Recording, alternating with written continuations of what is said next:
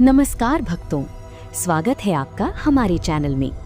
आज हम सुनेंगे अपरा एकादशी की ऐसी चमत्कारी कथा जिसे सुनने मात्र से मनुष्य के पाप नष्ट हो जाते हैं और भगवान श्री हरि विष्णु की कृपा प्राप्त होती है।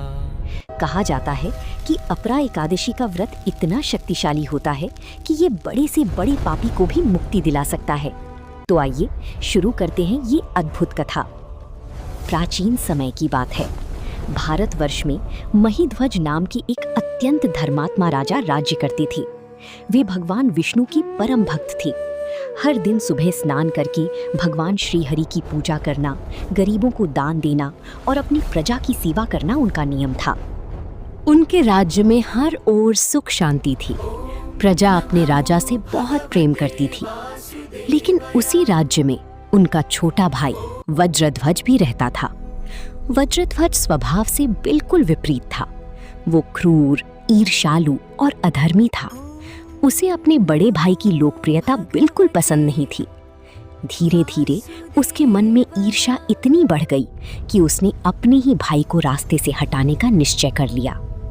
सस्पेंस संगीत। एक रात पूरा महल गहरी नींद में सो रहा था। राजा महिध्वज अपने कक्ष में भगवान विष्णु का स्मरण करते हुए विश्राम कर रहे थे। तभी अंधेरे का फायदा उठाकर वज्रध्वज चुपके से राजा के कक्ष में पहुंचा। उसकी आंखों में क्रोध और ईर्ष्या की आग जल रही थी। और फिर उसने बिना दया किए अपने ही बड़े भाई की हत्या कर दी। पूरा महल उस भयानक घटना से अनजान था। हत्या के बाद वज्रध्वज राजा के शरीर को रात के अंधेरे में जंगल में ले गया और एक पुरानी पीपल के पेड़ के नीचे दबा दिया। लेकिन धर्मात्मा राजा की आत्मा को शांति नहीं मिली। अन्यायपूर्ण मृत्यु के कारण राजा महिध्वज की आत्मा प्रेत योनि में भटकने लगी। अब वो आत्मा उसी जंगल में घूमती रहती। जो भी उस रास्ते से गुजरता उसे अजीब आवाजें सुनाई देती। लोग डर के मारे उस जंगल में जाना छोड़ चुके थे। कुछ समय बाद एक दिन महान तपस्वी धौम्य ऋषि उस जंगल से गुजर रहे थे। वे अत्यंत तेजस्वी और ज्ञानी संत थे। उनकी दिव्य दृष्टि संसार के हर रहस्य को देख सकती थी। जैसे ही वे उस पीपल के वृक्ष के पास पहुंचे, उन्हें एक विचित्र पीड़ा महसूस हुई। उन्होंने ध्यान लगाया और तभी उन्हें पता चला कि वहां एक दुखी आत्मा भटक रही है। ऋषि ने शांत स्वर में कहा, हे आत्मा, तुम कौन हो और इस प्रकार कष्ट क्यों भोग रहे हो? तभी अचानक वहां एक भयावह प्रेत प्रकट हुआ, लेकिन उसकी आंखों में दर्द और विनती थी। प्रेत ने हाथ जोड़कर कहा, हे ऋषिवर, मैं इस राज्य का राजा महिध्वज हूँ। मेरे छोटे भाई वज्रध्वज ने छल से मेरी हत्या कर दी। अधूरी मृत्यु के कारण मैं प्रेत योनि में भटक रहा हूँ। कृपा करके मुझे इस भयंकर कष्ट से मुक्ति दिलाइए। राजा की करुण पुकार सुनकर ऋषि का हृदय दया से भर गया। उन्होंने कहा, हे राजन, चिंता मत करो।